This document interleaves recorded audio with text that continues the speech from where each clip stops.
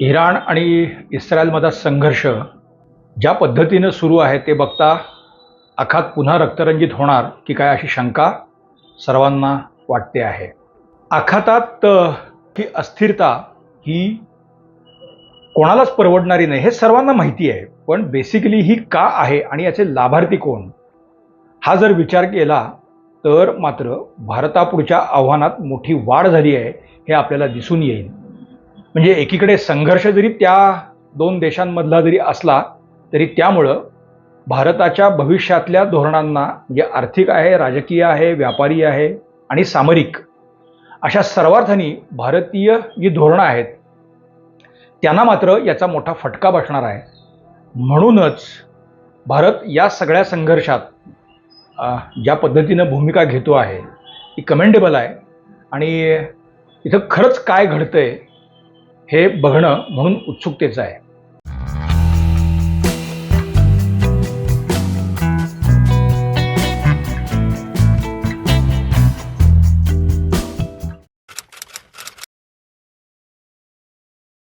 नमस्कार. गोजोस्कोपमध्ये आपल्या सर्वांचं मनापासून स्वागत आहे. आज थोडा आखाती देशांचा पुन्हा एकदा आपण एक आढावा घेणार आहोत.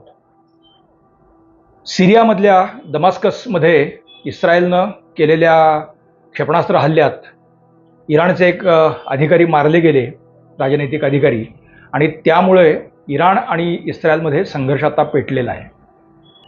या संघर्षाचं काय होणार आहे याची सर्वांनाच आता म्हणजे एक उत्सुकता आणि भीती असं दोन्ही पण आहे. म्हणजे सिरियातलं युद्ध आपण बघितलेलं आहे, दीर्घकाळ सिरिया पेटलेला होता. तिथे आत्ता कशीबशी शांतता होती आहे. तोपर्यंत इराक आपण बघितलं, आयसिसचं संकट तिथं जे होतं तर तेही, आणि एकापरीनं विचार करता आखात थोडं शांत होतंय असं वाटता पुन्हा एकदा आता हे तणाव सुरू झालेला आहे. या संघर्षामध्ये नक्की कोणाला रस आहे असा एक मुळात प्रश्न या निमित्ताने आहे. म्हणजे ह्यातले ॲक्च्युअल प्लेयर्स कोण आहेत. ऑब्व्हियसली इराण आणि अमेरिकेचे संबंध लक्षात घेता अमेरिका सातत्याने हे करता आहे हे आपण जाणतो, बघितलेलं पण आहे. आत्तासुद्धा अमेरिका तिथे आलेली आहे हेही आपल्याला माहिती आहे. पण अमेरिका एकटी आहे का? थोडा विचार केला तर यात आपल्या लक्षात येईल की चीनसुद्धा बॅकडोर्स ज्याला आपण म्हणतो, मागच्या दारानं इराणला किंवा इराणच्या प्रभावाखालच्या ज्या संघटना आहेत ज्याला नॉन स्टेट ॲक्टर्स म्हणतात, तर त्यांनासुद्धा शस्त्र, अस्त्र, पैसा असं पुरवणं हे काम गेली काही वर्ष सातत्याने करत आहे. आखातामधला अमेरिकेचा प्रभाव संपवणं हे चीनचं एक ध्येय राहिलेलं आहे गेली काही वर्ष. त्याची कारणं आहेत. म्हणजे चीनला मोठ्या प्रमाणावरती इंधन लागतं, आखातात ते मोठ्या प्रमाणावरती आहे. त्यामुळे इंधनाचं अवलंबित्व हे त्यांचं जसं एक महत्त्वाचा भाग आहे, तसं सिल्क रूट आपल्याला माहिती आहे, ऐतिहासिक तो सगळा मार्ग. तर त्या सगळ्या मार्गांनी चीनचा प्रभाव वाढवणं आणि अर्थव्यवस्था भक्कम करणं हा त्यांचा नॅचरली हेतू चीनचा राहिलेला आहे. आणि त्यामुळंच मग अमेरिकेला मागं टाकून जिथं कुठं शक्य आहे तिथे आपला प्रभाव निर्माण करण्यासाठी चीन सातत्याने प्रयत्न करतो आहे. त्याचाच एक भाग म्हणून इराण असेल किंवा मध्य आशियातले काही देश असतील तर तिथे शिरकाव करायचा प्रयत्न चीन सातत्याने करतो आहे.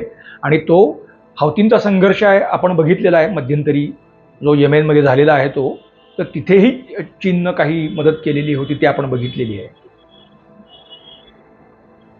अरबी समुद्र आहे किंवा हिंदी महासागर, तर जागतिक व्यापारामध्ये या दोन्ही जागांना अत्यंत महत्त्वाचं स्थान आहे. म्हणजे जागतिक व्यापाराचा कणा म्हणून अरबी समुद्र आणि हिंद महासागर बघितला जातो. तर त्या हिंद महासागरावरती अनेक वर्ष, म्हणजे एक शतकभर तरी आपण म्हणायला हरकत नाही, आता हे गेलं शतक, अमेरिकेचा एक हाती वर्चस्व बऱ्यापैकी राहिलेला आहे. आफ्रिकी देशांमध्ये अमेरिका आणि तत्कालीन सोव्हिएत महासंघ यांच्यातला संघर्ष तिथे होता. आग्नेय आशियातही तो आपण बघितलेला आहे. शीतयुद्धाचं हे सगळं एक काय आपण टप्पा मागं पडून 2000 साल जसं सुरू झालं तसं ज्या जिओपॉलिटिकल गोष्टी बदलत गेल्या आणि अलीकडच्या काळात तर एकूणच अमेरिकेच्या वर्चस्वाला आव्हान देणाऱ्या अनेक सत्ता या जगात, म्हणजे विशेषतः रशिया पुन्हा एकदा नव्याने उभा राहिला आहे, चीन आहे, भारतासारखा देश आहे की अमेरिकेच्या डोळ्यात डोळे घालून त्यांच्या दादागिरीला आरेला कार्य करायची ताकद या देशांनी मिळवलेली आहे आणि तिथे खरं तर पुन्हा एकदा नवा एक जिओपॉलिटिकल खेळ सुरू झाला आहे आणि आखात हे त्याचा आता पुन्हा एक केंद्रबिंदू बनतो आहे. हा एक बॅकड्रॉप मी तुम्हाला मुद्दा म्हणून सांगितला. आफ्रिकी देशांमध्ये म्हणजे अमेरिका, तत्कालीन सोव्हिएत महासंघ आणि याच्याबरोबर युरोपातले देश म्हणजे ब्रिटन असेल, पोर्तुगाल असेल, जर्मनी असेल, हॉलंड असेल, या देशांचे सुद्धा हितसंबंध गुंतलेले होते. आज या सगळ्यांना मागं सारून भारत आणि बेसिकली चीन यांनी तिथे मुसंडी मारलेली आहे. मोझांबिकमध्ये गेल्या काही वर्षांपासून हे लक्षात आलेलं होतं की तिथे तेलाचे आणि नैसर्गिक वायूचे मोठे साठे आहेत. पण तो जेव्हा शोध लागला तर अचानकच मोझांबिकमध्ये पुन्हा हिंसाचार किंवा अशा सगळ्या घटना सुरू झालेल्या होत्या. त्यामुळे तिथं काही होऊ शकलं नाही. पण आता या मोझांबिकमधल्या तेल आणि नैसर्गिक वायूच्या उत्खननाचा जो काही एक ठेका आहे किंवा ते काम आहे ते आपलं इंडियन ऑइल आहे, ONGC विदेश आहे आणि आणखी एक भारतीय कंपनी, त्या 3 कंपन्यांना हे काम मिळालेलं आहे.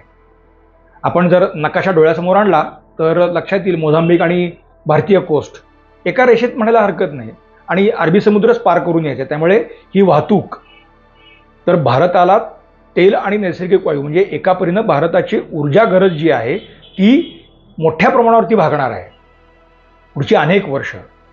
त्याहीमुळं भारतानं तिथे गुंतवणूक मोठ्या प्रमाणावर केली आहे आणि अन्यही देशांमध्ये युरोप, आफ्रिकेतल्या तिथली नैसर्गिक साधन संपत्ती असेल तर तो स्थानिकांना लाभ देतानाही भारताच्या गरजा भागवण्यासाठी म्हणून ही सगळी रचना भारताने गेल्या 10 वर्षांमध्ये आपल्याला केलेली दिसते आहे. आत्ता आपण बघितलं मध्यंतरी आखातामध्ये म्हणजे सोमाली चाचांचा उपद्रव असेल किंवा तिथल्या संघर्षामुळे होर्मुजची खाडी असेल किंवा रेड सी असेल तर या सगळ्या भागामध्ये व्यापार ठप्प होत होता. सोमाली चाचांचा उपद्रव हाही एक मोठा विषय होता. पण तिथे चीनी लष्कर म्हणजे चीनी नाविक दळ काही फार करू शकलं नाही. पण भारतीय नौदलांनी हा सगळा टापू पुन्हा एकदा सुरक्षित केलेला आहे. मलाक्का स्ट्रेटमध्ये सुद्धा भारतीय नौदलाचं वर्चस्व उत्तम आहे आणि तसं या सगळ्या टापूमध्ये भारताने पुन्हा एकदा एक नौदलांनी त्यांच्या आपल्या हे वर्चस्व दाखवून दिलेलं आहे. म्हणजे हिंद महासागर असेल किंवा अरबी समुद्रामध्ये सुद्धा चीनला फार गडबड करू द्यायची नाही हे धोरण अतिशय उत्तम इथं राबवलं जात आहे. अर्थात आखातातल्या देशांकडूनही आपल्याला चांगली मदत या सगळ्या कामात मिळते आहे हे आपण लक्षात घ्यायला हरकत नाही. जिबुती हा एक देश एरवी आपल्याला तो नकाशात सापडणार नाही पण हॉर्न ऑफ आफ्रिका असं ज्याला म्हणतात ना त्याच्या बरोबर त्या हॉर्नच्या टोकावरती असलेला हा सगळा प्रदेश आहे. म्हणजे जिथून आपण सुएझ कॅनलला आत रेड सीमध्ये जातो तो बरोबर एडनचा समुद्र आणि एडन बरोबर समोर आहे. तर अशा ठिकाणी चीननं आधीच एक नाविक तळ केलेला होता आणि आता त्याचं एक्सपान्शन चीन करतो आहे. मी हे एवढ्यासाठी सांगतोय की या सगळ्या प्रदेशात सुरू काय आहे. पण हे करत असतानाही सोमाली चाचे किंवा या लोकांना प्रतिबंध करण्या इतकी क्षमता सुद्धा तिथे चीनी नौदल दाखवू शकलेलं नाही. पण तिथे आपले मार्कोस असतील म्हणजे नौदलाचे आपले जे कमांडो आहेत तर या सगळ्यांनी ते सगळं सुरक्षित करून सुएझ कॅनॉल हा व्यापारासाठी एकदम सुरक्षित बनवलेला आहे. म्हणजे छुटमुट काही आता एखादी घटना घडली किंवा काही तरी सुद्धा आपण अत्यंत वेगाने तिथे जाऊन आपल्या युद्धनौका गस्ती युद्धनौका जातात आणि असंच मध्यंतरी आपण एक सोमाली चाच्यांचं एक जहाज पकडून मुंबईत आणले आणि सोमाली चाच्यांना आपण ताब्यात घेऊन आता त्यांच्यावरती कारवाई सुरू केलेली आहे. म्हणजे ही क्षमता भारतीय नौदलांनी आपल्या संरक्षण दलांनी दाखवलेली आहे. दुसरीकडे आपल्याला माहिती आहे की UAE असेल म्हणजे संयुक्त अरब अमिराती असतील, सौदी अरेबिया, नंतर इस्रायल आणि या सगळ्या टापूला जोडून पुढे युरोपामध्ये आपण एक आयमॅक नावाची एक योजना बनवलेली आहे. म्हणजे भारतीय बंदरातून मुंबई असेल किंवा गुजरातमधली बंदरं असेल तिथून माल आपण यांनी नेणार जहाजातून आणि तो नंतर तिथून रेल्वे मार्गे म्हणजे रेल्वे प्रोजेक्ट्स तिथं होतील आणि व्यापाराचे नवे मार्ग तिथून खुले होतील. चाबहार बंदर तर त्यासाठीच विकसित केलेलं होतं. तिथून आता मोठा व्यापार होतोच आहे. विशेषतः मध्य आशियाई देश असतील किंवा अफगाणिस्तानसारखा देश आहे तर भारताने या सगळ्या देशांबरोबर चाबहार मार्फत हा सगळा व्यापार आपण सुरू ठेवलेला आहे. चाबहार इराणमध्ये आहे. म्हणजे एकीकडे सौदी अरेबियासारखा देश आहे, दुसरीकडे इराणसारखा देश आहे. आखातातल्या राजकारणात ही 2 टोकं आहेत. शत्रुत्व त्यांचं आजही कमी झालेलं नाही. असं असतानाही अशा 2 शत्रू देशांबरोबर एका समतानेतेनी भारताने त्यांचे आपले संबंध प्रस्थापित केलेले आहेत आणि ते वाढीस कसे लागतील याच्यावर सातत्याने भर दिलेला आहे. चाबहारचा तर एक विषय आहेच, दुसरा आयमॅक होणार आहे, तिसरं UAE किंवा एकूण आखातामधली आपली गुंतवणूक सातत्याने वाढती आहे. त्यांची जशी गुंतवणूक इथे येते तशी आपलीही गुंतवणूक तिथे होती आहे. त्यामुळे एक एकजिन्सीपणा जो सगळा या अर्थव्यवस्थांमध्ये यायला पाहिजे तर तो येण्याची प्रक्रिया आता वेग धरती आहे. दुसरीकडे इस्रायल आणि सौदी अरेबिया किंवा हे जे अरबी देश आहेत तर यांच्यामधलं शत्रुत्व सुद्धा कमी होऊन इस्रायल आणि हे अरबी देश यांच्यामध्ये सुद्धा आता एक सौहार्दाचं वातावरण निर्माण होते. यामुळं आखातातलं एकूण राजकारण बदलत असताना अचानक हा संघर्ष सुरू होणं यालाही काही एक वेगळा अर्थ आहे. मी आता जसं मी सांगितलं की हे सगळे जे आपण सुरू केलेले प्रकल्प आहेत किंवा पुढे होणारे जे आहेत, आखात अस्थिर राहणं याचा अर्थ हे आपले प्रकल्प मार खाणं हाच भाग आहे. त्यामुळे तिथे आपली आर्थिक पिछेहाट ही होणारच आहे. सुदैवाची एक गोष्ट आपली फक्त अशी आहे की आपण तेल किंवा नैसर्गिक वायूसाठी आपण आखातावर पूर्णांशाने अवलंबून नाही. म्हणजे रशिया हा आता आपला सगळ्यात मोठा पार्टनर आहे.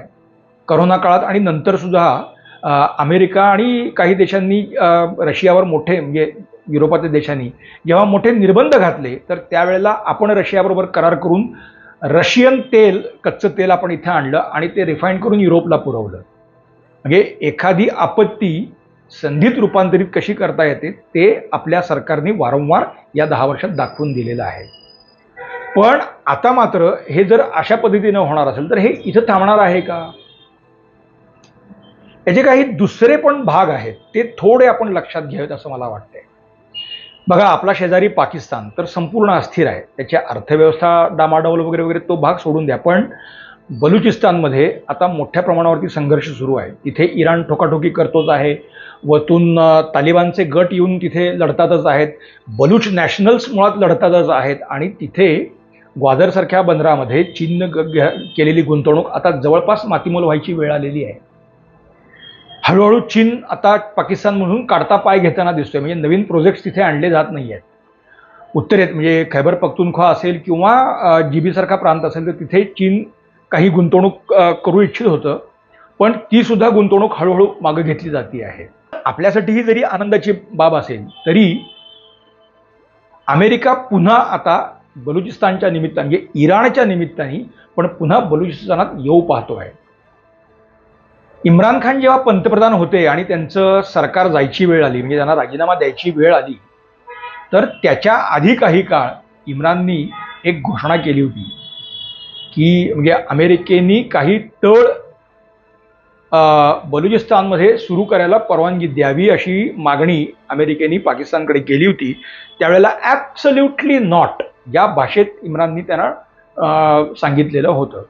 अर्थात ते ॲब्सोल्युटली नॉट याच्यासाठीच होतं का याच्यावर सुद्धा आता वाद आहे, पण तो भाग सोडला तरी त्यावेळेला इम्रानची ती भूमिका होती.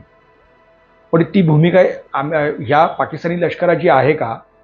पाकिस्तानी लष्कर आत्ता न भूतो या पद्धतीनं अडचणीत आलेलं आहे. एकतर देशाकडे पैसा नाही, दुसरं भारत ज्या पद्धतीनं संरक्षण सिद्धतेत पुढे गेलेला आहे ते लक्षात घेता पाकिस्तानी लष्कराची मोठी गोची झालेली आहे. अशात पाकिस्तान मुळात जागतिक राजकारणामध्येच आयसोलेट झालेला आहे. त्यामुळे उद्या जर काही पाकिस्तानला साहस करायचं असेल, म्हणजे थोडक्यात भारतावरती हल्ला करणं किंवा भारताला आरेला कारे उत्तर देणं किंवा काश्मीर खोऱ्यामध्ये पुन्हा इन्सर्जन्सी सुरू करणं, या सगळ्यासाठी पाकिस्तानकडे आत्ता पैसा शस्त्र असं काहीच नाही आहे. म्हणजे पाकिस्तानी लष्कराकडे ज्या प्रमाणात ते करायला हवं तसं त्यांच्याकडे नाही. मग इराणच्या निमित्ताने समजा जर अमेरिका या प्रदेशामध्ये येऊ इच्छित असेल तर अर्थातच पाकिस्तान अमेरिकेला पायघड्या घालून देईल. मध्यंतरीच्या काळात आपण बघितलं की अमेरिका अफगाणिस्तानात आलेली होती. म्हणजे आपल्यासाठी मध्ये पाकिस्तान एक बफर स्टेट होतं, तरी आत्ता जर अमेरिका आली तर ती बलुचिस्तानात येणार आहे. कारण त्यांच्या डोळ्यासमोर, अमेरिकेच्या डोळ्यासमोर अर्थात इराण हा एक शत्रू आहे, पण अमेरिका त्यासाठी येणार आहे का? पाकिस्तानी लष्कराला शस्त्र देऊन सुद्धा अमेरिकेची गरज भागू शकते, पण तसं न करता अमेरिका आता सातत्याने ही मागणी करतच राहिलेली आहे आणि आता पाकिस्तानी लष्कर हळूहळू त्या मागणीकडे झुकताना दिसत आहे. म्हणजे एकीकडे चीनचा वाढता प्रभाव पाकिस्तानातला कमी करून पुन्हा तिथे आपलं अस्तित्व निर्माण करण्यामध्ये अमेरिका यशस्वी होताना दिसते आहे. मग अशात जर बलुचिस्तानमध्ये अमेरिकेचे तळ आले तर अर्थात आपल्यासाठीच त्याचा धोका सर्वाधिक असणार आहे. म्हणजे एकीकडे चीन आणि रशिया या दोन सत्तांच्या विरोधात कारवाया करताना सुद्धा एक रोख हा आपल्याकडे अमेरिकेचा राहणारच आहे. कारण अमेरिकेला आपली राजकीय किंवा व्यापारी अशी काही गरज असली तरी भारताची वाढती आर्थिक क्षमता ही अमेरिकेला परवडणारी नाही आहे. कारण त्यातून अमेरिकी वर्चस्वाला सुद्धा धक्का बसणार आहे. त्यामुळे आपल्या अंकित या अर्थव्यवस्था ठेवण्याचा प्रयत्न अमेरिका सातत्याने करते आहे आणि त्याचाच एक भाग म्हणून अमेरिका आता बलुचिस्तानमध्ये येऊन बसण्याचा धोका या निमित्ताने दिसतो आहे. अद्याप तसं काही झालंय असं दिसत नाही, परंतु बायडन प्रशासनाने गेल्याच आठवड्यात पाकिस्तानी सरकारला एक पत्र पाठवलेलं आहे आणि त्यात अर्थात भाषा जरी त्यांची कितीही अशी काय म्हणजे शर्करा अवगुंठित वगैरे असली तरी त्याचा रोख हा त्या दिशेनेच जाणारा आहे. शहबाज शरीफ आहेत किंवा नवाज शरीफ आहेत किंवा झरदारी आहेत, म्हणजे आता सत्तेतले सगळे ते प्लेयर आहेत म्हणून, तर हे कुणीच पाकिस्तानी लष्कराला किंवा अमेरिकेला विरोध करूच शकत नाहीत. त्यांची आता ती पोझिशनही नाही आहे. त्यामुळे उद्या जर हे निमित्त करून जर अमेरिकेने बलुचिस्तानमध्ये जर तळ स्थापन करायचं ठरवलं आणि तशी मागणी केली तर त्यांना तिथे पायघड्याच घातल्या जातील हे स्पष्ट आहे. त्यातून पाकिस्तानचा एक भाग असा राहणार आहे की मग बलुच नॅशनल्सना ठोकायचं, तालिबानला तुम्ही आवरा, कारण पाकिस्तानी लष्कर त्यांना आवरू शकत नाही. केपीके मधल्या एकूण संघर्षामध्ये ते वारंवार दिसून आलेलं आहे. तिसरीकडे भारतीय व्यापाराला अडथळा आणण्यासाठी म्हणून सुद्धा या सगळ्याचा वापर होईल आणि या निमित्ताने बाबा आमच्या शस्त्रसज्जतेचं काय म्हणून अधिकाधिक शस्त्र किंवा अधिक इंटिग्रेटेड अशी हायली वेपनाइज्ड सिस्टीम्स पाकिस्तान अमेरिकेकडून घेऊ शकतं. त्यामुळे पुन्हा एक या टापूमध्ये पुन्हा एक ज्याला आपण शस्त्रांची रेस म्हणतो तर ती सुद्धा होण्याची शक्यता नाकारता येत नाही. त्यामुळे या आखाती अस्थिरतेचे लाभार्थी हा केवळ अमेरिका किंवा पाकिस्तान किंवा चीन असं नसून ही एक चेन राहणार आहे. आणि अर्थात अमेरिकी डीप स्टेट हे सगळं ज्या पद्धतीनं घडवून आणू पाहतं आहे ते लक्षात घेता आज उद्या जरी इस्रायलमधला संघर्ष थांबल्यासारखा वाटला तरी आखात वेगवेगळ्या कारणांनी अस्थिर होतच राहणार आहे आणि या सगळ्यातूनच आपल्याला आपले आर्थिक हितसंबंध पुढे नेत राहावे लागणार आहे. आपल्या परराष्ट्र मंत्रालयाने काल या संदर्भामध्ये जी एक प्रेस नोट जारी केलेली आहे तर ती सुद्धा या दृष्टीनं अत्यंत महत्त्वाची आणि त्यातली भाषा म्हणजे कूटनीतिक किंवा राजनैतिक किंवा अशी जी भाषा असते ती कशी असते ती इथे खरंच आवर्जून बघण्यासारखी आहे. एरवी जागतिक स्तरावरती आपण दहशतवाद हा मुद्दा मांडत असतो, परंतु एमएने काल जे जारी केलेलं पत्रक आहे ते लक्षात घेतलं तर त्यात त्यांनी तसं कुठेही म्हटलेलं नाही आहे. पण हा बॅकडोअर चॅनल्स का असेल आणि ओपन चॅनल्स असतील सर्व मार्गाने परंतु चर्चेद्वारे हा प्रश्न सोडवा एवढाच त्यांनी आग्रह धरलेला आहे. हे सुद्धा पुरेसं बोलकं आहे. कारण एकीकडे इराण असेल, दुसरीकडे इस्रायल असेल, तिसरीकडे सौदी अरेबिया असेल तर या सगळ्या घटकांशी भारताचे उत्तम संबंध आहेत. त्यामुळे त्या तीनही घटकांबरोबर ते संबंध कायम राखताना सुद्धा संघर्षामध्ये आपण काय पद्धतीनं भूमिका घेऊ शकतो याचं एक उत्कृष्ट दर्शन एमईएनं घडवलेलं आहे. म्हणजे या अनावश्यक संघर्ष निर्माण होताच कामा नये या दृष्टीनं काय करावं लागतं तर ते आणि हे सुद्धा आपल्या परराष्ट्र धोरणाचं एक यश मानायला हरकत नाही. आता हा संघर्ष उद्याच्या उद्या थांबेल इतकी काही परिस्थिती आत्ता तरी दिसत नाही. संघर्ष काही काळ सुरूच राहील. पण या निमित्ताने पुन्हा अमेरिका आपल्या दारात येणार आहे का, चीन वेगळे काही डाव टाकणार आहे का हे येता काळ आपल्याला दिसेल. म्हणून सुद्धा आपण अधिक सजगतेने या घटना बघाव्यात एवढाच आमचा यातला हेतू. मित्रांनो, आमचं आजचं विश्लेषण आपल्याला कसं वाटतं आम्हाला आवर्जून सांगा. तुमच्या सूचनांचं स्वागत आहे. लाईक करा, शेअर करा, सबस्क्राईब करा गोजोस्कोप. धन्यवाद.